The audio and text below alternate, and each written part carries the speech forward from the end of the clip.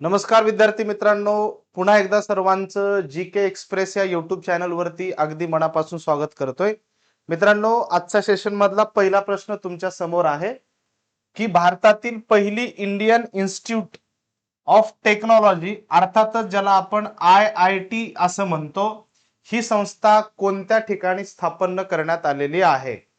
भारतातील पहिली IIT संस्था कोणत्या ठिकाणी स्थापन करण्यात आली?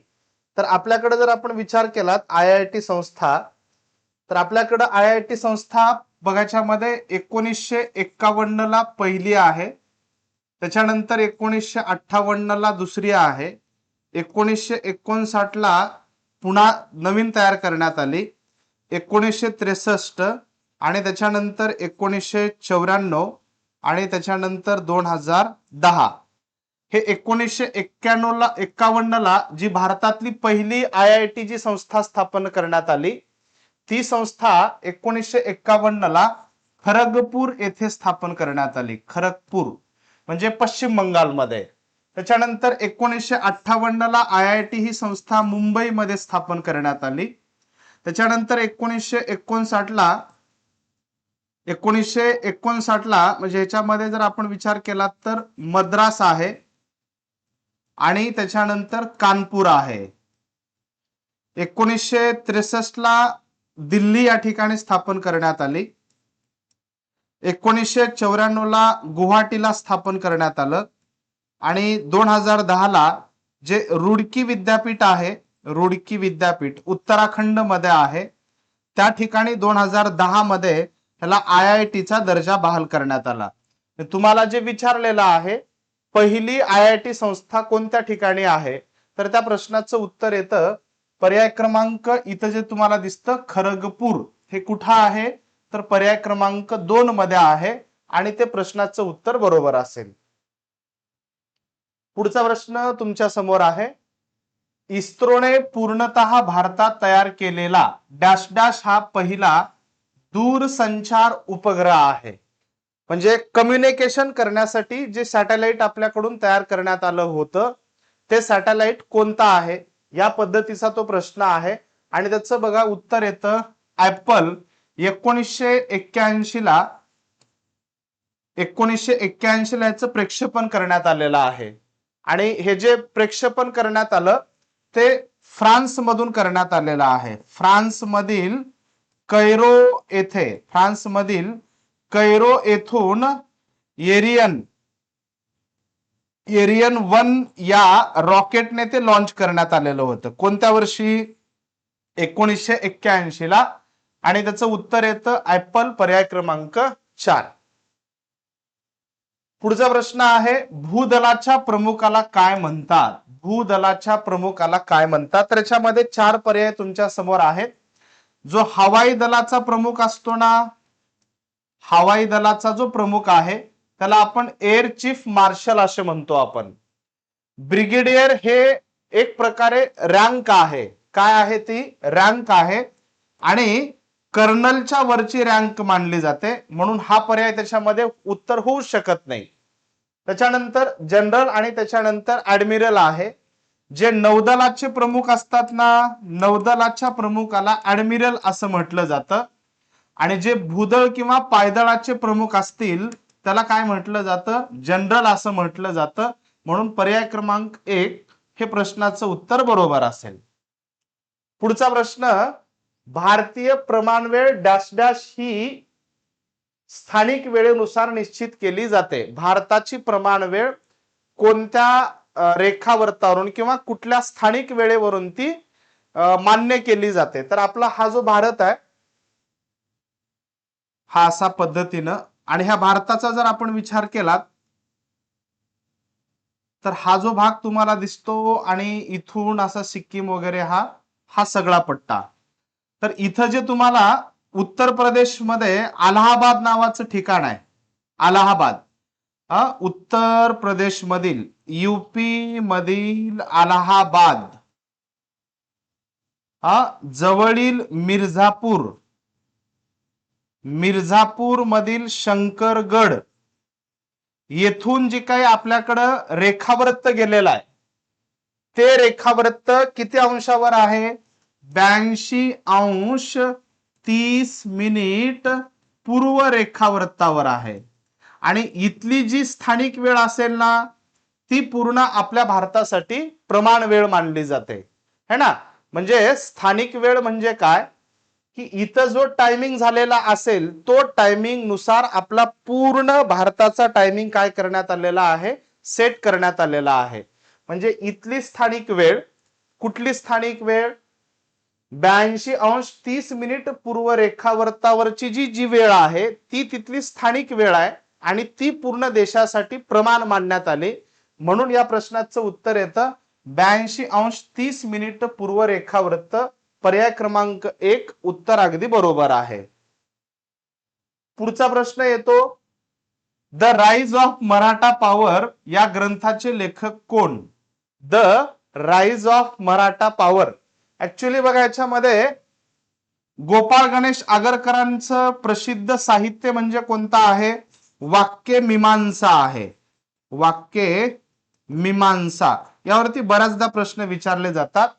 आणि हॅमलेटचं त्यांनी जे काही नाटक होतं ते नाटक त्यांनी मराठीत ट्रान्सलेट केलं होतं आणि त्यांचा जो दुसरा ग्रंथ आहे त्याला आपण काय म्हणतो? विकार विलसित असं म्हणतो आपण. विकार विलसित. ओके, म्हणजे हा पर्याय या ठिकाणी कट होतो. गोपाळ कृष्ण गोखले यांचा कोणताही प्रसिद्ध ग्रंथ नाही, पण त्यांच्यावरती एक प्रश्न नेहमी असतो बघा. 1905 मध्ये त्यांनी भारत सेवक समाजाची स्थापना केलेली होती. भारत सेवक समाज. आणि गोपाळ कृष्ण गोखले म्हणजे गांधीजीचे राजकीय गुरु म्हणून सुद्धा ते ओळखले जातात. लोकमान्य टिळकांचा प्रसिद्ध ग्रंथ गीता रहस्य आहे. कोणता? गीता रहस्य. उरला एक पर्याय, न्यायमूर्ती महादेव गोविंद रानडे यांनी इसवी सन 1900 मध्ये हा ग्रंथ त्यांनी लिहिलेला आहे, ज्यालाच आपण काय म्हणतो? The rise of the Maratha power. अर्थातच मराठा सत्तेचा उदय असंही परीक्षेला विचारलं जातं आणि पर्याय क्रमांक 1 हे उत्तर बरोबर असेल. पुढचा प्रश्न, भारतीय होमरूल चळवळ ही खालीलपैकी कोणत्या देशातील सुरू असलेल्या चळवळीच्या धर्तीवर सुरू करण्यात आलेली आहे? तर आपल्याकडं आयर्लंडमध्ये होमरूल चळवळ सुरू करण्यात आली होती. होमरूल. आणि होमरूल म्हणजे काय? स्वशासन त्याला असं म्हटलं जातं. होमरूल म्हणजे स्वशासन. आणि भारतामध्ये होमरूल चळवळ सुरू करण्याचं श्रेय ज्यांना आयरिश लेडी म्हणून ओळखलं जातं ते म्हणजे कोण होत्या? आणि बेझंट होत्या. आणि आणि बेझंट यांनी भारतामध्ये होमरूल चळवळीची सुरुवात केली 1916 ला. कुठं सुरू केलं? मद्रास प्रांतातील अड्यायार या ठिकाणी त्यांनी भारतामध्ये होमरूल चळवळीचा पाया रचला. आणि यांच्यासोबत मोठं योगदान एक कोणाचं होतं? लोकमान्य टिळकांचं पण होतं. हे पण आपण नाकारू शकत नाही. म्हणून पर्याय क्रमांक 3 प्रश्नाचं उत्तर बरोबर असेल. पुढचा प्रश्न आहे, कोणत्या गोलमेज परिषद महात्मा गांधी राष्ट्रीय सभेचे प्रतिनिधी म्हणून उपस्थित होते? आपल्याकडे आहे ना 1927 ला सायमन कमिशन आलं होतं. सायमन कमिशन 1927 चं सायमन कमिशन. आणि सायमन कमिशनचा अहवाल 1930 ला सादर करण्यात आला. सायमन कमिशनचा जो अहवाल होता त्या अहवालावरती चर्चा करण्यासाठी ज्या काही परिषद भरल्या त्या 3 गोलमेज परिषद म्हणून ओळखले जातात. 3 गोलमेज परिषद. या गोलमेज परिषदेच्या वेळी इंग्लंडचे पंतप्रधान कोण होते? इंग्लंडचे पंतप्रधान होते रॅमसे मॅकडोनाल्ड होते. कोण होते? Ramsay McDonald. आणि यांच्या नेतृत्वाखाली ह्या परिषद पार पडल्या. 3 गोलमेज परिषदेपैकी पहिल्या गोलमेज परिषदेला काँग्रेसचा कोणताही प्रतिनिधी उपस्थित नव्हता. काँग्रेसने त्यावरती बहिष्कार टाकलेला होता. आणि जी दुसरी गोलमेज परिषद भरली ती कधी भरली होती? 7 सप्टेंबर 1931 ते 1 डिसेंबर 1931 अशा पद्धतीनं ही जी दुसरी गोलमेज परिषद भरली होती. या दुसऱ्या गोलमेज परिषदेला गांधीजी उपस्थित राहिले. गांधीजी दुसऱ्या गोलमेज परिषदेला का उपस्थित राहिले? तर अग्रीमेंट झालेलं होतं. कधी अग्रीमेंट झालं होतं? 5 मार्च 1931 ला गांधी आयर्विन करार आहे. कोणता करार आहे? गांधी आयर्विन करार आहे. आणि या करारानुसार गांधीजी दुसऱ्या गोलमेज परिषदेला उपस्थित राहिले. आणि ह्या दुसऱ्या गोलमेज परिषदेमध्ये गांधीजी जेव्हा उपस्थित राहिले तेव्हा त्यांनी काँग्रेसचे प्रतिनिधी म्हणून उपस्थित राहिले होते. याच दुसऱ्या गोलमेज परिषदेला सरोजिनी नायडू सुद्धा उपस्थित होत्या. सरोजिनी नायडू सुद्धा उपस्थित होत्या. आणि त्या परिषदेला त्यांनी महिलांचं प्रतिनिधित्व त्यांनी तिथं म्हणून उपस्थित राहिले होते. दुसऱ्या गोलमेज परिषदेमध्ये अल्पसंख्याकाचा जो प्रश्न होता, स्वतंत्र मतदारसंघाचा अल्पसंख्याकाचा, तो प्रश्न तसाच शिल्लक राहिला. त्यावरती कुठलीही चर्चा झाली नाही. गांधीजीने त्याला विरोध केला. शेवटी 1 डिसेंबर 1931 ला अल्पसंख्याकांना नेमकं कशा पद्धतीने रिझर्वेशन द्यायचं हा सर्वस्वी अधिकार रॅमसे मॅकडोनाल्ड यांच्याकडे सोपवण्यात आला आणि ही परिषद बरखास्त करण्यात आली. म्हणून गांधीजी दुसऱ्या गोलमेज परिषदेला उपस्थित होते. हे उत्तर बरोबर असेल. पुढचा प्रश्न, किती वर्ष पूर्ण असणारी व्यक्ती राज्यसभेची निवडणूक लढवू शकतो? राज्यसभा आपल्याकडे बघा, कलम 79 मध्ये संसदेची रचना करण्यात आलेली आहे आणि कलम 80 मध्ये राज्यसभेची तरतूद करण्यात आलेली आहे आणि कलम 81 मध्ये आपल्याकडे लोकसभेची तरतूद करण्यात आलेली आहे. लोकसभेचा सदस्य होण्यासाठी वय वर्ष 25 पूर्ण असले पाहिजेत आणि राज्यसभेचा सदस्य होण्यासाठी वय वर्ष 30 वर्ष पूर्ण असले पाहिजेत. आणि यांच्या वयाची जी पात्रता आहे किंवा राज्यसभेचा सदस्य होण्यासाठी जी पात्रता देण्यात आलेली आहे ती पात्रता कलम 84 मध्ये देण्यात आलेली आहे. किती? कलम 84 मध्ये. म्हणून पर्याय क्रमांक 3 उत्तर बरोबर असेल. पुढचा प्रश्न, खालीलपैकी कोण संविधान सभेचे सदस्य नव्हते? मित्रांनो, हे नेहमी लक्षात ठेवायचं. पर्यायामध्ये नेहमी 2 पर्याय टाकले जातात. त्यातला एक पर्याय तुमच्या समोर आहे, महात्मा गांधी. महात्मा गांधी हे या संविधान सभेचे सदस्य नव्हते. हे पाठच करून ठेवायचं. बराच वेळा परीक्षेला हा प्रश्न विचारला जातो. पुढचा प्रश्न आहे, 1 ग्रॅम स्निग्ध पदार्थापासून आपल्याला किती ऊर्जा मिळते? 1 ग्रॅम स्निग्ध पदार्थापासून आपल्याला किती ऊर्जा मिळते? स्निग्ध पदार्थापासून आपल्याला शरीराला ऊर्जा पुरवण्याचं काम केलं जातं. सोबतच जे काही आपण जीवनसत्व घेतो ते जीवनसत्व शरीरामध्ये पोषण किंवा त्याला पचवण्याचं काम किंवा शोषून ठेवण्याचं काम खऱ्या अर्थानं कोण करतात? तर हे स्निग्ध पदार्थ करतात. स्निग्ध पदार्थ आपल्याला प्राण्यांपासून सुद्धा मिळतात आणि आपल्याला वनस्पतीपासून सुद्धा मिळतात. मग वनस्पतीपासून प्रामुख्याने आपल्याला मिळणारं तेल आहे ना, तेलापासून आपण प्रामुख्याने स्निग्ध पदार्थ मिळू शकतो. तेलामध्ये पण विशेषतः सूर्यफूल आहे आणि सूर्यफुलाचं तेल आहे आणि त्याच्यानंतर सोयाबीनचं तेल आहे. ओके. त्याच्यानंतर प्राण्यापासून जर आपण विचार केला तर त्याच्यामध्ये लोणी आहे ना, त्याच्यानंतर तूप आहे, त्याच्यानंतर तेल आहे. या सगळ्या हे जे काही तुम्हाला इथं मी लिहून दाखवलेलं आहे हे स्निग्ध पदार्थ मिळवण्याचे स्त्रोत आहेत. आणि 1 ग्रॅम स्निग्ध पदार्थापासून मानवाला 9 किलो कॅलरी ग्रॅम एवढी आपल्याला काय मिळते? तर ऊर्जा मिळते. हे आपल्याला उत्तर पाठ करून ठेवायचं आहे. हा प्रश्न बराच परीक्षेला विचारला जातो. 1 ग्रॅम स्निग्ध पदार्थ म्हणलं 9 किलो कॅलरी, एवढं उत्तर परफेक्ट लक्षात ठेवायचं. पुढचा प्रश्न, राज्य गुन्हे अन्वेषण विभागाचे मुख्यालय कुठे आहे? राज्य गुन्हे अन्वेषण विभागाची स्थापना 1905 मध्ये करण्यात आलेली आहे आणि ह्याचं मुख्यालय मित्रांनो पुण्यामध्ये आहे. आणि ह्या राज्य गुन्हे अन्वेषण विभागाचे 3 विभागीय केंद्र आहेत. 3 विभागीय केंद्र आहेत आणि ते 3 विभागीय केंद्र कुठे आहेत? एक छत्रपती संभाजीनगरला आहे, दुसरं मुंबईला आहे, तिसरं नागपूरला आहे. मग मुख्य केंद्र कुठं आहे? पुणे. आणि हे या प्रश्नाचं उत्तर काय असेल? बरोबर असेल. चला पुढचा प्रश्न आहे, दिव्या देशमुख ही खेळाडू कोणत्या खेळाशी संबंधित आहे? दिव्या देशमुख ही बॅडमिंटन, फेन्सिंग, पोलवॉल्ट. दिव्या देशमुख ही बॅडमिंटनशी संबंधित आहे, सॉरी चेसशी संबंधित आहे. कशाशी संबंधित आहे? चेसशी संबंधित आहे. आय थिंक ह्याच्यामध्ये 2 खेळाडू आहेत, एक बुद्धिबळपट्टू पण आहे. ओके, मी तरी ह्याच्यामध्ये कमेंट करून टाकतोय मी.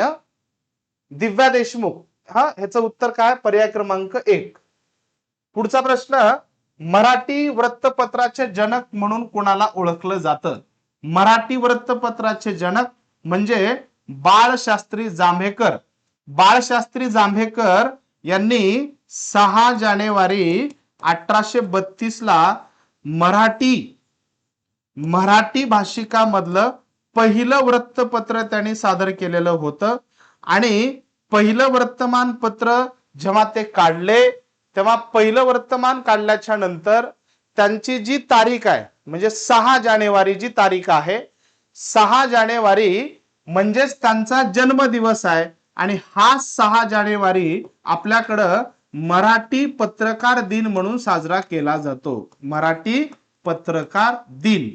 ओके, मराठी पत्रकार दिन अर्थातच 6 जानेवारी 1832 हा त्यांचा जन्मवर्ष नाही, तर या दिवशी त्यांनी मराठी मधलं पहिलं वर्तमानपत्र सुरू केलं होतं आणि त्या वर्तमानपत्राचं नाव होतं दर्पण. आणि म्हणूनच यांच्या जन्मदिवसानिमित्त 6 जानेवारीला मराठी पत्रकार दिन म्हणून साजरा केला जातो. आणि मित्रांनो, हे मराठी मधलं पहिलं वर्तमानपत्र आहे. तर आपल्या भारतातलं पहिलं वर्तमानपत्र कोणतं आहे? तर त्याच्यामध्ये द बेंगॉल गॅझेट.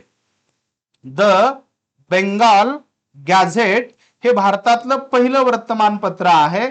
आणि हे वर्तमानपत्र 1780 मध्ये सुरू करण्यात आलं. आणि हे वर्तमानपत्र कोणी सुरू केलं होतं? James Augustan Hickey. James Augustan Hickey यांनी हे स्थापन केलेलं आहे 1780 मध्ये. आणि हे भारतातलं पहिलं वर्तमानपत्र, मराठी मधलं पहिलं वर्तमानपत्र दर्पण. याच जांभेकरांनी 1838 मध्ये त्यांनी मराठी भाषिकामधलं पहिलं मासिक काढलेलं होतं. आणि त्या मासिकाचं नाव काय होतं? दिग्दर्शन होतं. काय होतं? दिग्दर्शन. आणि आपल्याकडे जसं मराठी पत्रकार दिन 6 जानेवारी म्हणून साजरा केला जातो, अगदी त्याच पद्धतीनं आपल्याकडं हिंदी पत्रकार दिन म्हणून सुद्धा साजरा केला जातो. हिंदी पत्रकार दिन. आणि तो दिन कोणता आहे? 30 मे आहे. चला पुढचा प्रश्न, रक्तदाब मोजण्यासाठी कोणत्या यंत्राचा उपयोग केला जातो? तर याच्यामध्ये बघा, पॅरोमीटरचा वापर उच्च तापमान मोजण्यासाठी केला जातो. उच्च तापमान. ओके. आणि हायड्रोमीटरचा वापर कशासाठी केला जातो? तर हायड्रोमीटरचा वापर हा द्रव्य पदार्थातील सापेक्ष घनता मोजण्यासाठी केला जातो. कशासाठी? सापेक्ष घनता मोजण्यासाठी. म्हणजे इथं 2 पर्याय कटले, उरला फक्त एक, स्पिग्मोमॅनोमीटर. अर्थातच हे रक्तदाब मोजण्यासाठी वापरलं जाणारं यंत्र आहे, म्हणून पर्याय क्रमांक 2 उत्तर बरोबर असेल. पुढचा प्रश्न, दालचिनी हा पदार्थ कोणत्या झाडाच्या सालीपासून मिळवला जातो? दालचिनी हा जो आपल्याकडे मसाल्याचा पदार्थ आहे, तो मसाल्याचा पदार्थ सिनॅमोन या वृक्षापासून, तो त्याच्या झाडाच्या सालीपासून बनवला जातो. आणि मूळतः हा वृक्ष मित्रांनो श्रीलंकेमधला आहे. कुठला आहे? श्रीलंकामध्ये आहे. आणि तिथं मोठ्या प्रमाणामध्ये तो आढळतो. आणि अर्थातच सिनॅमोन या झाडाच्या सालीपासून आपण आपल्या मसाल्याच्या पदार्थामध्ये जो पदार्थ वापरतो तो दालचिनी या वृक्षाच्या सालीपासून बनवला जातो. पुढचा प्रश्न आहे, तापमानाचे एमकेएस पद्धतीतील एकक कोणते? तर तापमानाचे एमकेएस पद्धतीतील एकक म्हणजे कोणतं येतं तर ते केल्विन आहे. पर्याय क्रमांक 1 उत्तर बरोबर आहे. आणखीन याच्यावरती हे पण परीक्षेला विचारलं जातं बघा, कॅन्डेला प्रकाशाची तीव्रता मोजण्यासाठी वापरलं जाणारं एकक आहे. प्रकाशाची तीव्रता म्हणजे हे नेहमी प्रश्न असतो बघा. आणि केल्विन हे काय आहे? तापमानाचे एमकेएस पद्धतीतील एकक आहे. म्हणून पर्याय क्रमांक 1 उत्तर बरोबर असेल. पुढचा प्रश्न आहे, दूरदृष्टीचा दोष दूर करण्यासाठी कोणते भिंग वापरतात? हे बघा, याच्यामध्ये आहे ना, दूरदृष्टिता आणि निकट दृष्टिता ह्याच्यावरती नेहमी परीक्षेला प्रश्न येतात. तुम्हाला हे उत्तर पाठ करून ठेवायचं आहे. दूरदृष्टिता म्हणलं की बहिर्वक्र म्हणायचं. काय? बहिर्वक्र. आणि निकट दृष्टिता म्हटलं की अंतर्वक्र. ओके, दूर बहिर्वक्र आणि निकट दृष्टिता म्हटलं की अंतर्वक्र. अपसारी भिंग म्हणजे काय? हे वेगवेगळ्या दुर्बीनमध्ये वापरलं जातं है ना. जसं आपल्याकडं मायक्रोस्कोप असतं ना, त्या मायक्रोस्कोप मध्ये सुद्धा ह्या अपसारी भिंगाचा वापर केला जातो. म्हणून तुम्हाला जो विचारलेला आहे दूरदृष्टी, तर त्याचं उत्तर काय येतं? बहिर्वक्र. पर्याय क्रमांक 2 उत्तर बरोबर असेल. पुढचं, भारतातील महाराजा जयसिंग यांनी बांधलेली जंतर मंतर ही वास्तू खालीलपैकी प्रामुख्याने कशाशी निगडीत आहे? भारतातील महाराजा जयसिंग यांनी 5 ठिकाणी जंतर मंतर बांधलेले आहेत. 1724 ते 1735 या काळामध्ये 5 जंतर मंतर बांधण्यात आलेले आहे. एक आहे जयपूर म्हणजे राजस्थान मध्ये, दुसरं येतं न्यू दिल्ली मध्ये येतं, न्यू दिल्ली. ओके, त्याच्यानंतर वाराणसीला आहे, त्याच्यानंतर उज्जैनला आहे आणि त्याच्यानंतर मथुरेला आहे. आणि ह्या ज्या वास्तू आहेत ह्या वास्तू प्रामुख्याने खगोलशास्त्राची माहिती देणारे आहेत. म्हणजे पर्याय क्रमांक 3 हे उत्तर बरोबर आहे. आणि ह्या 5ही ठिकाणी जंतर मंतर आहे. जंतर मंतर ही वास्तू कशाशी निगडीत आहे म्हटलंय, त्याचं उत्तर काय येतं? खगोलशास्त्र. म्हणून हे जे 5 जंतर मंतरचे ठिकाणं आहेत 1724 ते 1735 या काळामध्ये महाराजा जयसिंग यांनी बांधलेला आहे. म्हणून प्रश्नाचं उत्तर पर्याय क्रमांक 3 बरोबर असेल. पुढचा प्रश्न, डॉक्टर बाबासाहेब आंबेडकरांनी राज्यघटनेतील खालीलपैकी कोणत्या मूलभूत अधिकाराला संविधानाचा आत्मा असं म्हटलेलं आहे? कलम 14 ते 18 मध्ये समानतेचा हक्क आहे है ना आपल्याकडं, हे नंबर 1. त्याच्यानंतर नंबर 2 ला कलम 19 ते 22 मध्ये स्वातंत्र्याचा हक्क आहे, स्वातंत्र्याचा हक्क.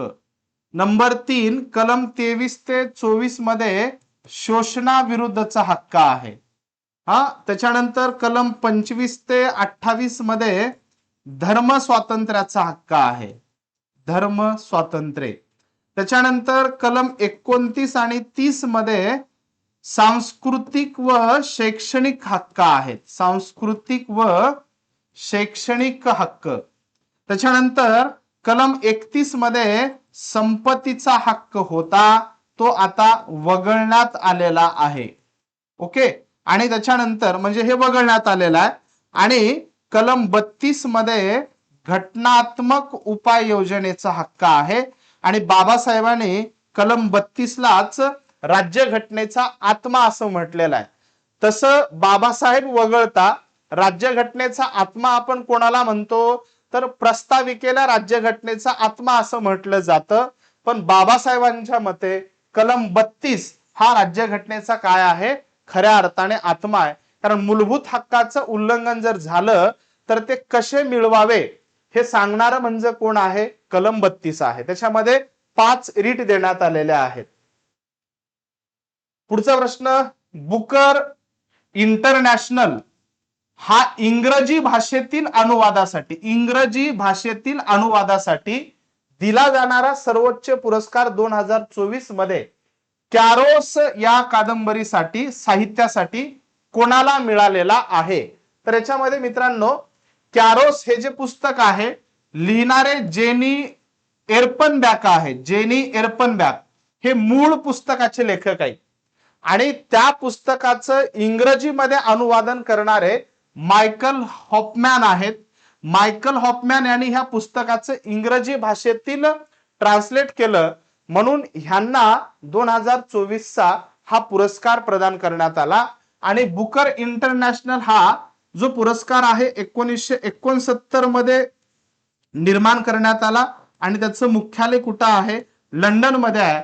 म्हणून या प्रश्नाचं उत्तर पर्याय क्रमांक 1 हे बरोबर असेल. पुढचा प्रश्न, खालीलपैकी कोणत्या राजवटीचे शासन नागपूर प्रदेशावर नव्हते असं म्हटलेलं आहे? बघा नागपूर, आता गोंड राजा म्हटलं तर हे विदर्भाचेच राजा होते है ना. गोंड राजा म्हणजे विदर्भाचेच राजे होते म्हणजे त्यांचं तिथं अस्तित्व 100% जाणवतं. त्याच्यानंतर भोसले तर हे नागपूरचे मूळचे होतेच है ना, नागपूरचे भोसलेच म्हणून इतिहासामध्ये प्रसिद्ध होते. आता वाडियार आणि वाकाटक, वाडियार घराणं म्हटलं की हे दक्षिणेतलं कुठलं? म्हैसूरचं. हा, ज्यांची सत्ता पतन झाल्यानंतर हळूहळू हैदर अलीने साम्राज्य हातामध्ये घेतलं आणि टिपू सुलतानला जेव्हा संघर्ष करावा लागला 4 मे 1799 ला श्रीरंगपट्टणमच्या लढाईमध्ये टिपू सुलतान मारला गेला आणि हे साम्राज्य हळूहळू नष्ट होत गेलं. आता वाकाटक घराणं जे होतं ना हे नागपूरवरती त्यांची सत्ता होती है ना. म्हणजे भोसले होते, गोंड होते, वाकाटक होते आणि वाकाटक घराण्याची राजधानीच नागपूर होती. पण त्या काळामध्ये वाकाटकची जी राजधानी नागपूर होती त्या नागपूरला नंदीवर्धन असं म्हणून ओळखलं जात होतं. नंदीवर्धन म्हणजे वाकाटक घराण्याची राजधानी होती आणि तेच नंदीवर्धन म्हणजे आजचं कोण आहे? नागपूर आहे. इथं सत्ता कोणाची नव्हती असं म्हटलंय म्हणून पर्याय क्रमांक 4 प्रश्नाचं उत्तर अगदी बरोबर असेल. पुढचा प्रश्न, इंग्लंड मधील ग्रीनिच येथे सकाळचे 6 वाजले असतील तर भारतात मिर्झापूर उत्तर प्रदेश मध्ये किती वाजलेले असतील? आता मित्रांनो आपली ही जी पृथ्वी आहे ही पृथ्वी, ह्या पृथ्वीचा विचार आपण केला तर इथं बघा 0° रेखावृत्त आहे, ज्याला आपण मूळ रेखावृत्त म्हणतो ना ते 0°. आणि हे 0° रेखावृत्त हे इंग्लंड मधील ग्रीनिच या शहरातून गेलेला आहे आणि हे ग्रीनिच म्हणजेच इथली वेळ ही जगाची प्रमाण वेळ आहे, जगाची प्रमाण वेळ आहे. ओके. आणि जागतिक प्रमाण वेळेचा विचार करता भारत या रेखावृत्ताच्या पूर्वेला भारत आहे, या रेखावृत्ताच्या पूर्वेला भारत आहे. म्हणजे काय होणार?